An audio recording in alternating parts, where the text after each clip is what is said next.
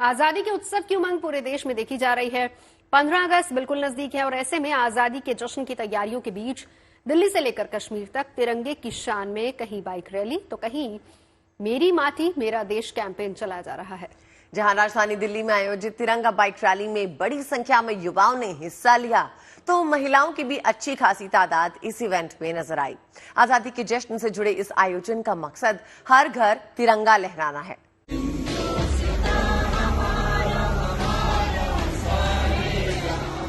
विजयी विश्व तिरंगा प्यारा, झंडा ऊंचा रहे हमारा, वीरों को हरसाने वाला, प्रेम सुधा बरसाने वाला। विजयी विश्व तिरंगा प्यारा, झंडा ऊंचा रहे हमारा। कुछ इस अंदाज में देश 76वें स्वतंत्रता दिवस का स्वागत कर रहा है। राजधानी की सड़कों पर तिरंगा बाइक रैली कुछ इस अंदाज में निकली। ये बाइक रैली हर घर तिरंगा अभियान का हिस्सा है, जिसके जरिए हर हिंदुस्तानी तक एक अहम संदेश पहुंचाया जा रहा है। तिरंगे की शान को आजादी के जश्न से जोड़ा जा रहा है। मैं इतना ही कहूंगा, आइए तिरंगा हाथ में लेकर संकल्प लें, भारत को विकसित भारत बनाएंगे और हर नागरिक अपना कर्तव्य पालन करेगा। तिरंगे की आन बान शान के लिए हम काम करेंगे और एकता एकजुटता पूरे देश भर में बनाए रखेंगे। तिरंगा बाइक रैली के दौरान राजधानी की सड़कों पर हर तरफ तिरंगा लहराता दिखाई दिया। बीजेपी नेता और अभिनेता मनोज तिवारी और निरहुआ तिरंगे की शान में सुरीली तान छेड़ते नजर आए। तिरंगा प्यारा गगन में लहराए, हवा में फहराए, ये भारत माँ की शान है, इसके साए में समाया हिंदुस्तान है। राजधानी दिल्ली में तो तिरंगा यात्रा के रंग आपने देख लिए, अब जरा कश्मीर घाटी का नजारा भी देखिए। ये शोपियां की तस्वीरें हैं, जहां जम्मू कश्मीर पुलिस ने तिरंगा रैली अभियान के तहत मेरी माटी मेरा देश कैंपेन शुरू किया। पुलिस कर्मियों के अलावा बड़ी तादाद में स्कूली बच्चों और स्थानीय लोग इस जश्न का हिस्सा बने। करगिल लद्दाख में भी मेरी माटी मेरा देश अभियान के रंग दिखे। बड़ी तादाद में महिलाओं ने इस रैली में हिस्सा लिया और शान से यहाँ की गलियों में तिरंगा लहराया। जाहिर है, कश्मीर से लेकर कन्याकुमारी तक हिंदुस्तान तिरंगामयी हो रहा है। देश की आजादी के उत्सव का इससे भव्य नजारा और क्या हो सकता है। दिल्ली में अमित भारद्वाज और हिमांशु मिश्रा के साथ bureau report, good news today. और अब बात करते हैं दिल्ली आईआईटी के प्रोफेसर की, जिसने मेक इन इंडिया के तहत कमाल कर दिखाया। दरअसल इन प्रोफेसर ने दुनिया की सबसे मजबूत बुलेट प्रूफ जैकेट बनाई है, जो सेना के जवानों के लिए आने वाले दिनों में ढाल बनेगी। आपको बता दें कि जैकेट की सबसे खास बात यह है कि ये प्रोडक्ट मेड इन इंडिया है। इस जैकेट का वजन दुनिया के बाकी देशों के बुलेट प्रूफ जैकेट की तुलना में काफी कम है। साथ ही सुरक्षा के लिहाज से भी ये बेहद कारगर है।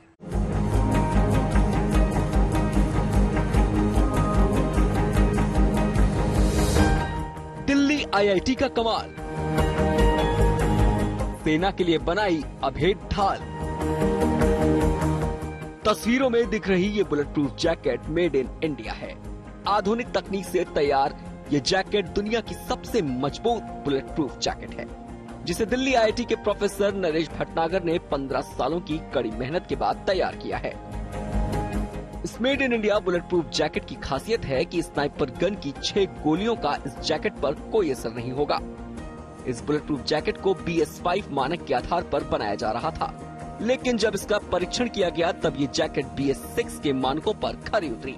और सबसे खास बात यह है कि इस जैकेट का वजन दूसरे बुलेट प्रूफ जैकेट की तुलना में करीब 2.5 किलो कम है, यानी कि इस made in India bullet proof jacket को पहनना और भी आसान है। पिछले 3 सालों में मैक्सिमम ट्रायल्स हुए, डिजाइन हुए, आइटरेशंस हुए और उसके बेसिस पे ये एक सॉल्यूशन प्रोवाइड किया। शुरू में प्रोजेक्ट था कि BIS लेवल 5 तक का ही, फिर बना कि नहीं BIS लेवल 6 भी जाना है। तो पिछले 1-1.5 साल से हम केवल BIS लेवल 6 जो कि स्नाइपर को रोक सके उसका रिक्वायरमेंट आया था, तो उसको हमने पूरा किया है। ऐसे में उम्मीद है कि जल्द ही दुनिया की सबसे मजबूत ये बुलेट प्रूफ जैकेट भारतीय सेना की ढाल बनेगी। वजन के हिसाब से लगभग 2.5 किलो कम किया है, क्षमता बहुत अच्छी है। दुनिया में ऐसी क्षमता किसी बुलेट प्रूफ जैकेट की नहीं है। जाहिर तौर पर IIT दिल्ली का ये इनोवेशन भारत माँ के वीरों को और मजबूत बनाएगा। कैमरामैन शैलेंद्र के साथ Manish Chaurasia, good news today, Delhi. पहाड़ों पर मौसम पल पल बदलता रहता है, खास तौर से मानसून सीजन में तो भारी बारिश और लैंडस्लाइड आफत और खतरे का सबब बनकर आती है। कुछ कहा नहीं जा सकता। ऐसी ही परेशानी इन दिनों उत्तराखंड के रुद्रप्रयाग जिले में लोग झेल रहे हैं। दरअसल लैंडस्लाइड और नदी नाले उफान पर होने की वजह से केदारनाथ हाईवे जगह जगह बाधित है। इस रूट पर तरसाली में भी लैंडस्लाइड होने से रास्ता जाम है। वहीं मलबा हटाने गई SDRF की टीम ने एक शख्स का वक्त रहते रेस्क्यू किया जो उफनाए नाले के बीच फंस गया था।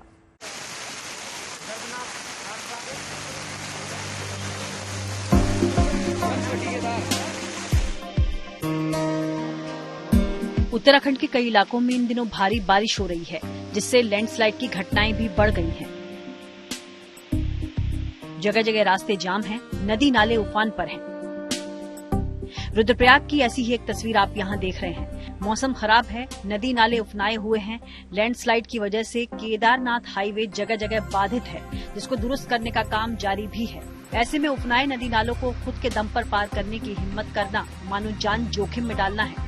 ताजा तस्वीर तरसाली क्षेत्र की है, जहां भारी बारिश और लैंडस्लाइड होने से कल शाम केदारनाथ हाईवे फाटा के पास बाधित हो गया।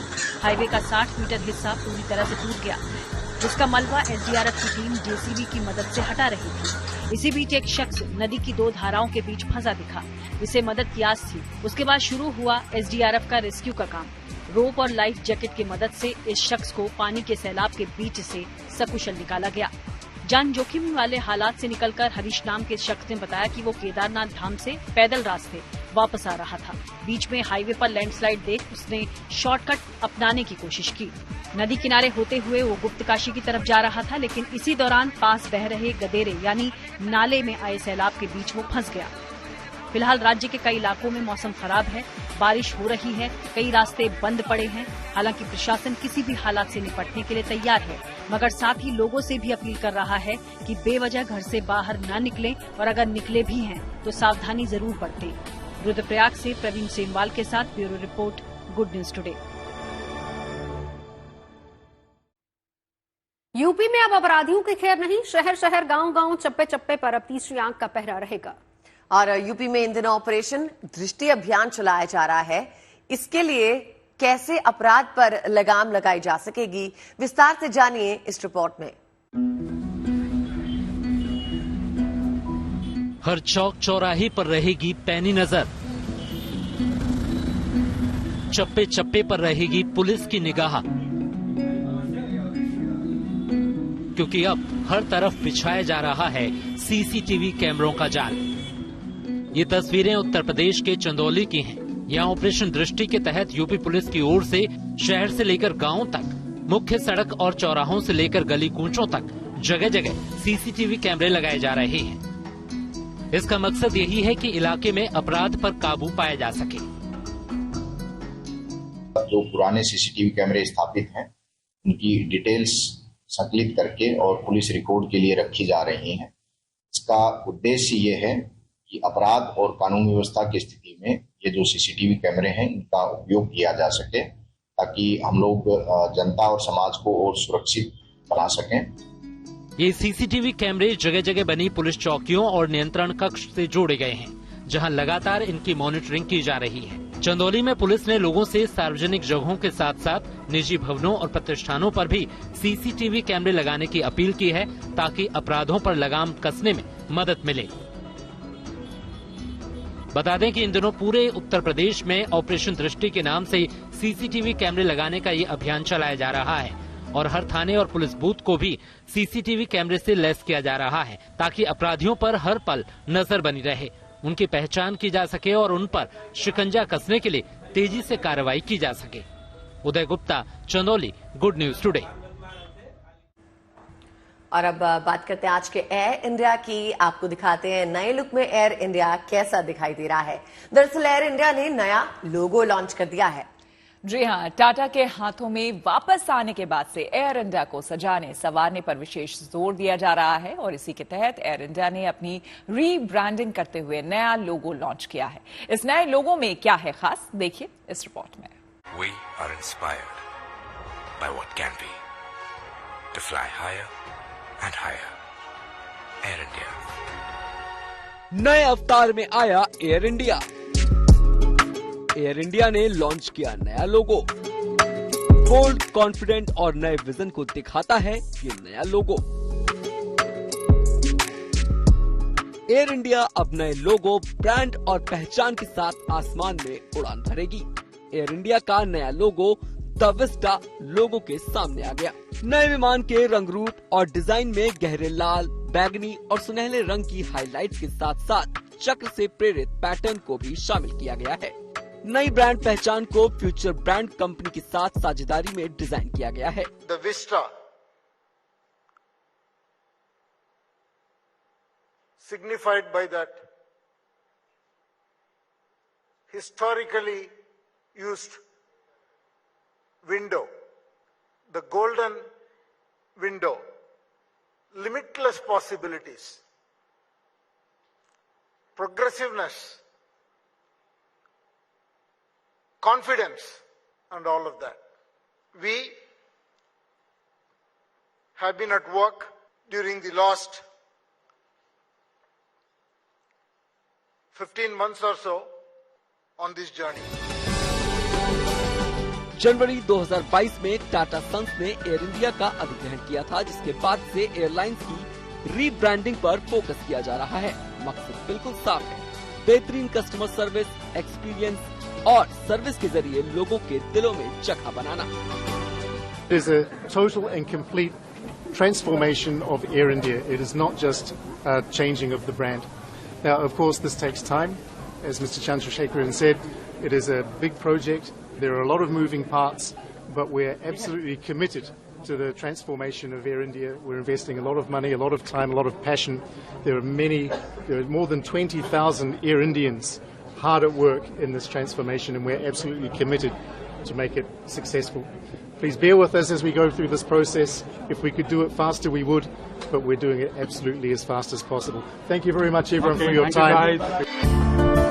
कंपनी ने ये भी साफ कर दिया है कि महाराजा आइकॉन दशकों से एयर इंडिया का शुभारंभ कर रहा है। ये आगे भी एयरलाइंस की यात्रा का हिस्सा बना रहेगा। नया लोगो दिसंबर 2023 से विमानों पर नजर आएगा, जब एयर इंडिया की पहली एयरबस A350 उसके बेड़े में नए लोगों के साथ शामिल होगी। दिल्ली से करिश्मा के साथ bureau report, good news today. देखिए, हमारा देश उत्सव का देश है और देश भर में इन दिनों आपको बता दें गणेशोत्सव की तैयारियां जोरों पर चल रही है। गुजरात के वडोदरा में एक कलाकार अपना दर्द भुलाकर बप्पा की अनूठी मूर्तियां बना रहा है। वहीं तापी में आदिवासी महिलाएं नारियल के रेशों से बप्पा की मूर्तियां गढ़ रही हैं और अपने हुनर से खुद के लिए नई पहचान भी बना रही हैं।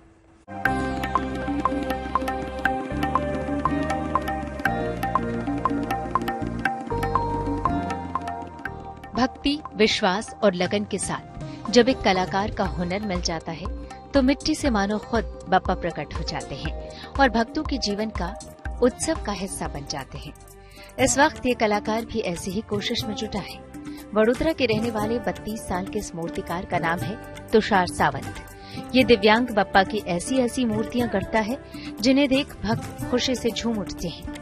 लिहाजा गणपति उत्सव में तुषार की मूर्तियों की अच्छी खासी मांग रहती है। इस वक्त तुषार हनुमान जी की गोद में बैठे गणेश जी की 8 फीट की मूर्ति तैयार कर रहे हैं, जो करीब करीब तैयार हो चुकी है। ये मेरी जर्नी स्टार्ट हुई थी 2018 में और ये मैंने चालू किया था मिट्टी की मूर्ति से, और मिट्टी की मूर्ति से धीरे धीरे करते करते मैं पीओपी की मूर्ति भी करने लगा, फाइबर की भी करने लगा और धीरे धीरे पेंटिंग का भी स्टार्ट किया था। तापी जिले की आदिवासी समाज की महिलाएं नारियल के रेशे से बप्पा की मूर्तियां तैयार कर रही हैं। इन्हें इसी तरह की अलग अलग घरेलू सजावट की चीजें बनाने का प्रशिक्षण हासिल है। फिलहाल ये महिलाएं अपने हुनर से गणपति उत्सव में रंग भरने की तैयारी कर रही हैं। हमने नारियली रेशा वो छिलके में से अलग अलग प्रकार का आर्टिकल्स बनाते हैं और गणपति की मूर्तियां बनाते हैं। और अभी 2019 में हमने काम चालू किया था, वो 2020 में गणपति का काम चालू किया, तो 65 से ज्यादा मूर्तियां बनाई मैंने। अभी इस साल में मैंने 50 बनाई है। बप्पा की इन इको फ्रेंडली मूर्तियों की बाजार में अच्छी खासी डिमांड है। जाहिर है इस हुनर के दम पर ये महिलाएं अपना घर चला रही हैं और upनी मेहनत और जज्बे के बूते इन्होंने समाज में एक नई पहचान भी हासिल की है। Bureau report, good news today. तो वीकेंड लाया है एंटरटेनमेंट की सौगात। छुट्टी है तो जश्न तो बनता ही है। तो फुर्सत के पलों में खुद को तरोताजा करके हम फिर लौटेंगे। चाय पर चर्चा में सोमवार को फिर होगी ताजगी भरी खबरों पर चर्चा। तब तक के लिए अपना ख्याल रखिए, एंजॉय कीजिए वीकेंड, संडे भी एंजॉय कीजिए। मंडे हम मिलेंगे आपसे शाम 5 बजे चाय पर चर्चा।